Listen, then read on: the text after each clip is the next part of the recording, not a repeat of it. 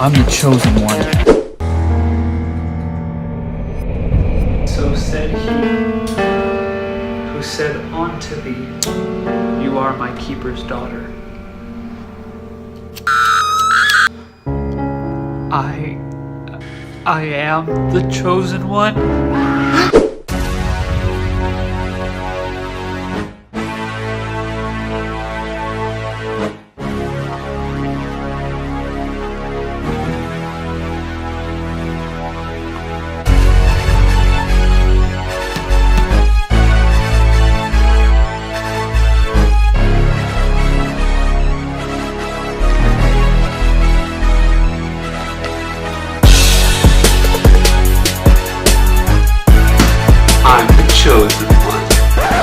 Chosen one. Bryce, look out. I'm the chosen one.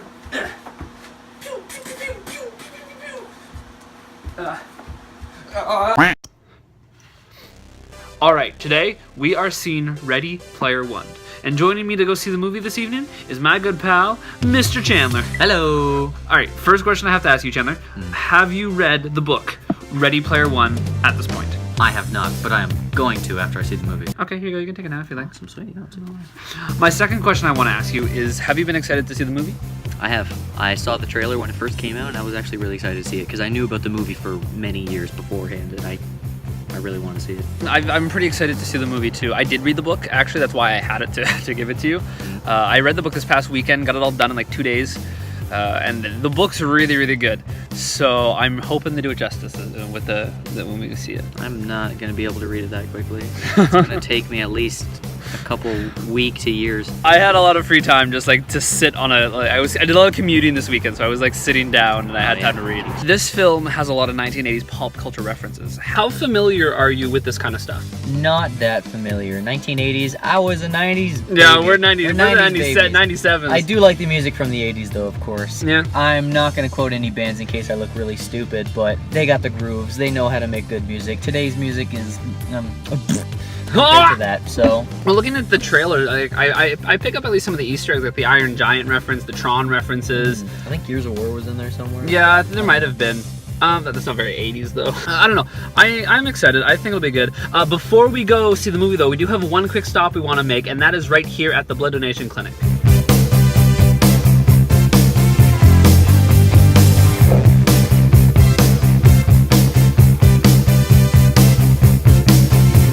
Before seeing the movie, Chandler and I have made a pit stop at our local blood donation clinic, and we've donated blood to the Canadian Blood Donation Foundation. Canadian Blood Services. That's what's called. Yep. Canadian Blood Services. There is always a constant need for blood donations for anything from cancer treatment to someone has an accident or immediate surgery. Blood is it's needed all the time to help save people's lives, and your blood donation. It'll help. Someone's gonna be okay because of you. Your body's completely filled with it. You're fine. You give up a few. Look, we're not dead. We still have a bunch, and we're gonna replenish it by the time the movie's done. So might as well just give a bit of it up so that you can help somebody else who's lost a lot of it. As the Canadian Blood Services slogan goes, blood, it's in you to give. Hey! I give you that. Of course, you don't have to donate if you're not able to. And also, if you're curious, you've never donated before, go to your local blood donation clinic. They will do everything from test your blood, see what your blood type is, and they'll let you know if you're actually capable to donate blood. So you do have to be of a certain health, certain body weight, certain iron balance, and all that kind of stuff. They take care of you. My boss wasn't allowed to do it because she was too short. She's less than 110 pounds, and you're not allowed to do it otherwise. Yeah, you gotta. They make sure that it's healthy and safe for you to do so. The worst part about it, literally the worst part about it, is after you're done, they rip the hair off your skin, and that's literally the worst part. The needle going in, nothing. Needle coming out, nothing. Your arm goes a little numb, but then they go, and your hair's gone. It's completely gone. They give you a quick little wax. I hate it. Okay, but back to the Geek-Out now. Yeah. I guess my final question I want to ask you, Chandler, Yeah. is what have you heard about this movie up to this point? Because I will admit, we are seeing this a couple weeks after release date. So have you heard anything good, anything bad about this movie? Has it been kind of under your radar? So reviews and any spoilers of anything? Well, not even spoilers. I guess reviews for the most part are like word of mouth. What have people said? Most people I've heard of that I've talked to that are gamers said they really enjoyed it. Because a lot of gamers, of course, wanted to go see it, Ready Player One. Everybody knows about the book who games and such, and of course they made it into a movie adaptation, and they said it was fantastic. Really? They said it was great. Leading up to the movie, actually, when the first couple trailers were released, I heard a lot of complaints about the actor playing the lead guy. Oh, because he's too skinny. Yeah, because like in the start of the book, he is actually like he's an overweight dude. That's part of his character. Yeah. For me, actually, it's been kind of under the radar ever since the movie came out. I stopped hearing about it. It's just kind of one of those things where like, oh yeah, I want to go see it, or like friends tell me, oh, we should go see it together. But no, I haven't really heard much about it. I'm hoping it's good. You've been telling me it's good. From what I've seen in the trailers and such, I've been telling you that people I've been talking to say it's good. So. Well, I'm excited to see it. My expectations are low. I don't critic movies that much, but I don't think I have really any expectations for this movie, which I think is going to allow me to go with a pretty open mind. Yeah, but we're going to go see the movie now, and we'll let you know how it is after.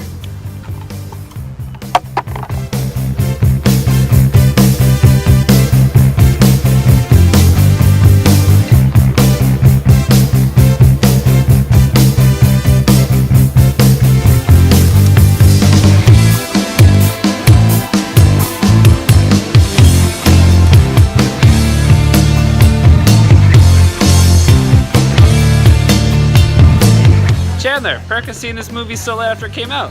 I can't wait. We're the only ones here. That's gonna be amazing. It's only you and me in the theater. Let's do it. It's gonna be great. That's gonna be great.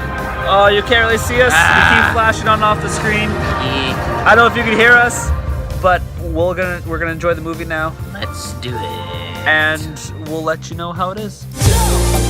Like many of you, I only came here to escape. But I found something much bigger than just myself. Are you willing to fight? Help us save the oasis.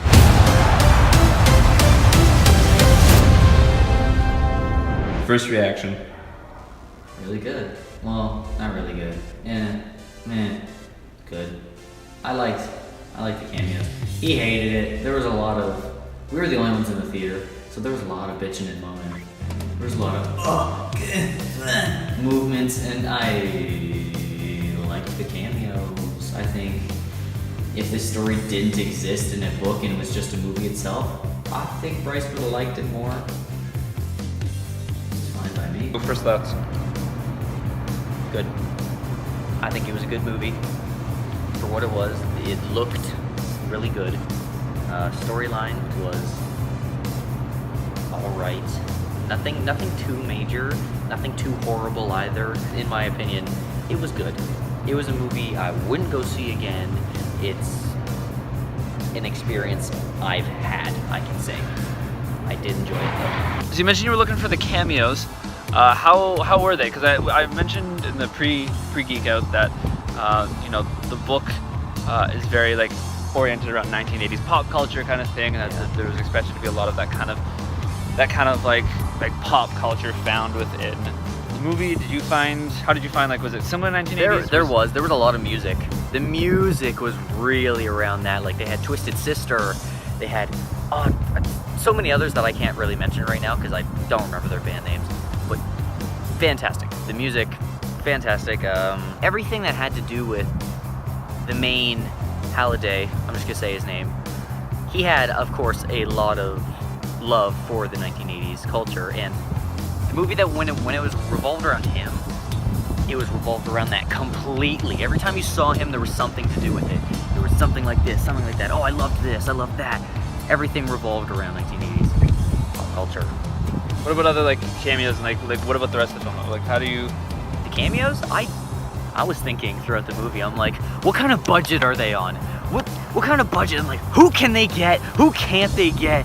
And they got a lot of different things. We saw Sonic. We saw Sonic in there once. Split second. I barely saw him. Bryce pointed out to me and I saw Blue Ball. That's all I saw. Split second, but it's worth it. 100% worth it. But there's a lot of cameos in there that, of course, you'd think to see, which I won't tell, but you gotta see it. They're pretty good. What was your favorite part? But remember to keep it spoiler free. My favorite part? It's like the main character, his avatar is in the game, and something funny happens with a specific character in there. It's really hard to keep this spoiler free. My favorite part, where he finds out a specific a very specific part of this quest, and it turns out that one of the characters that's with it, he makes this really funny joke. Like this character.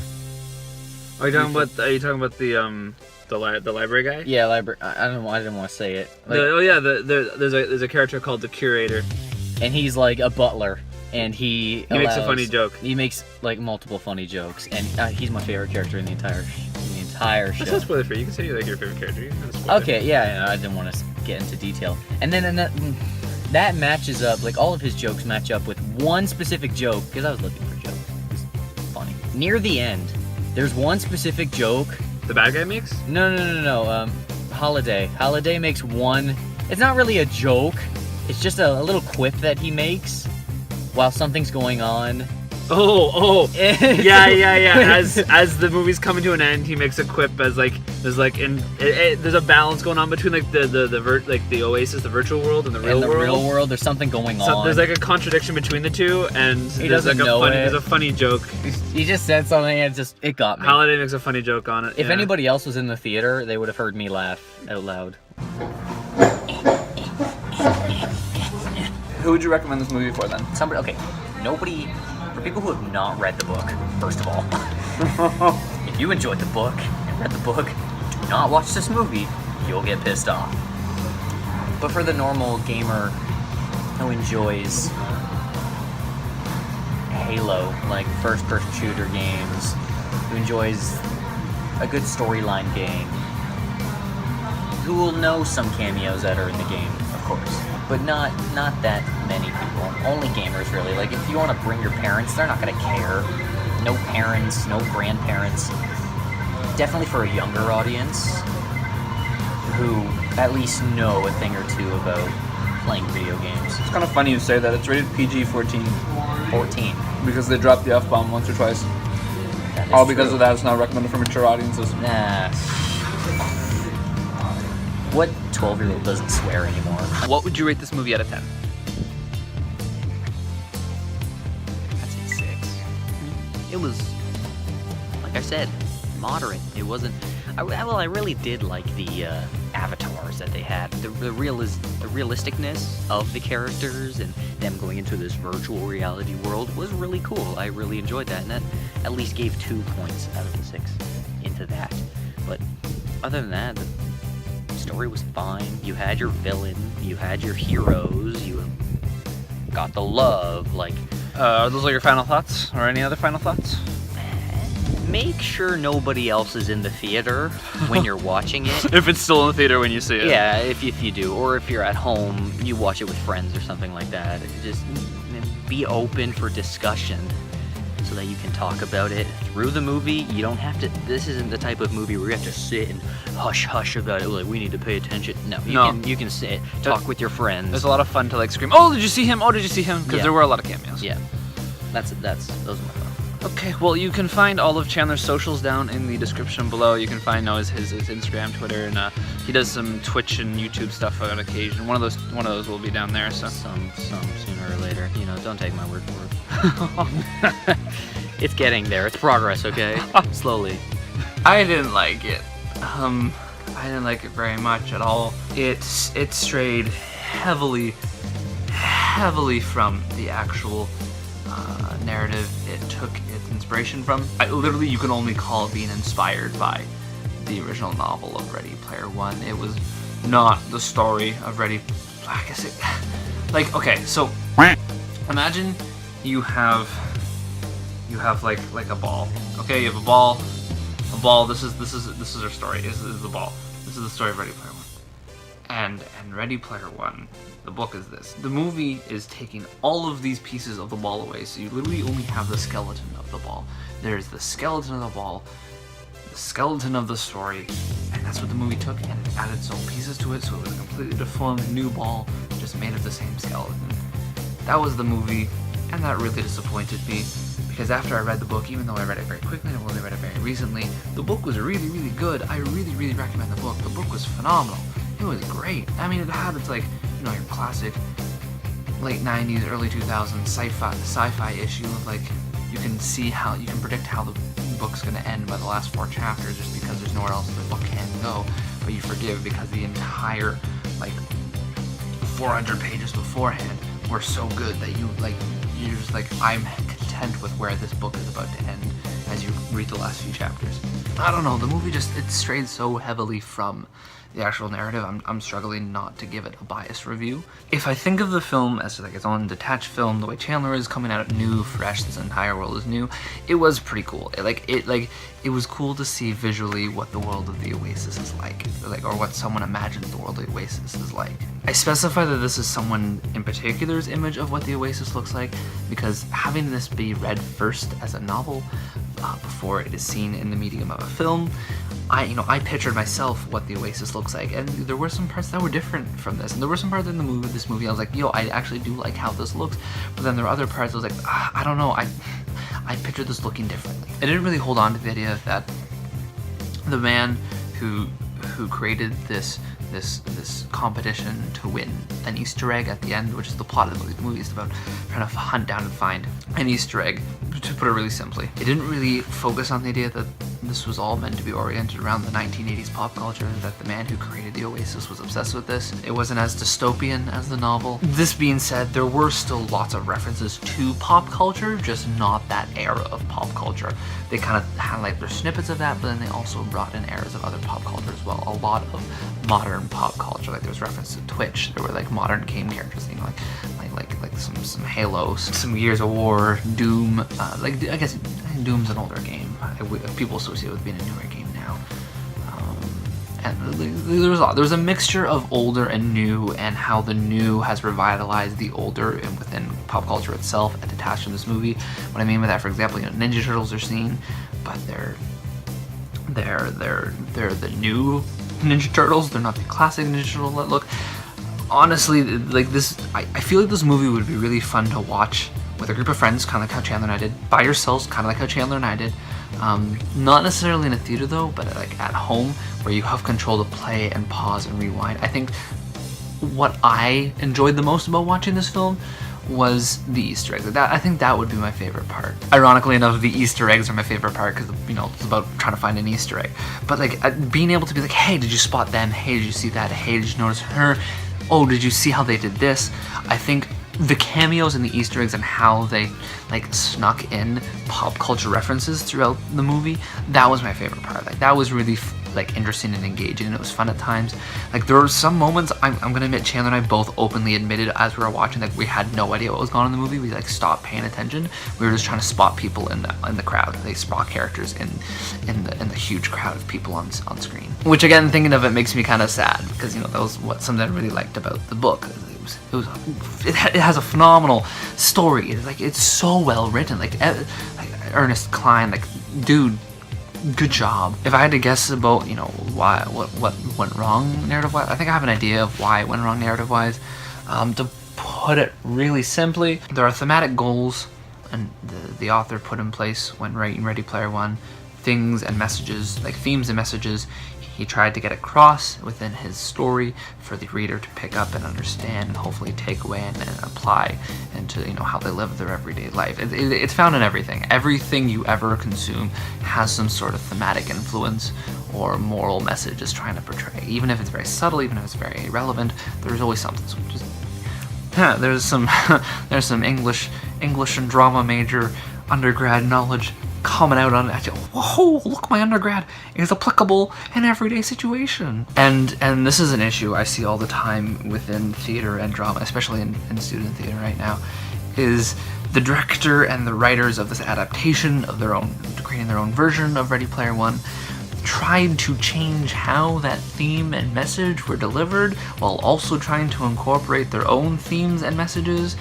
and because of that, how they wanted their theme to be, like the theme and the message became more important than the story, to the point where it was cheesy and it was forced, and the progression of the narrative progression and the narrative structure just fell apart.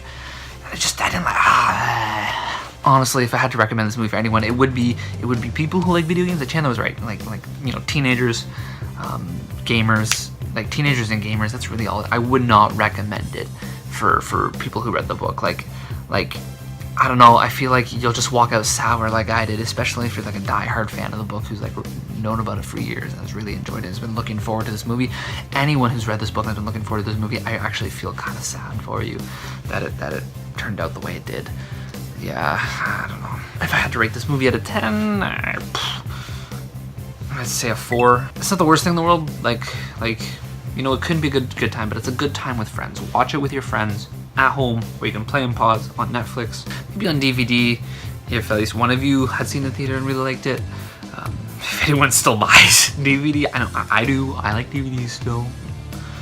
The collector in me, I guess. Like, watch it if you're a gamer, or you know, it's like you might actually enjoy it.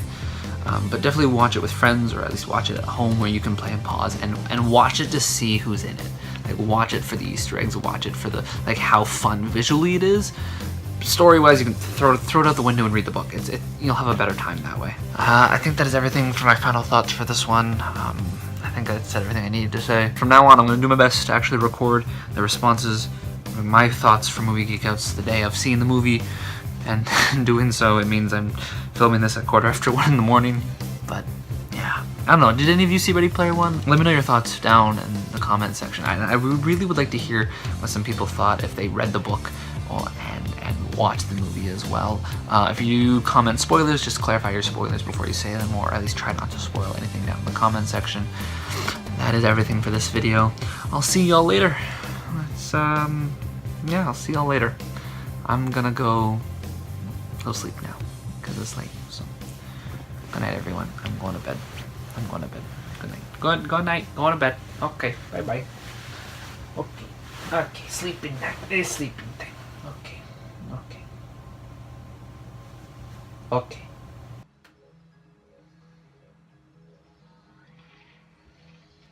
Oh, that's why I couldn't grab it. You're Rob. Hi, Rob.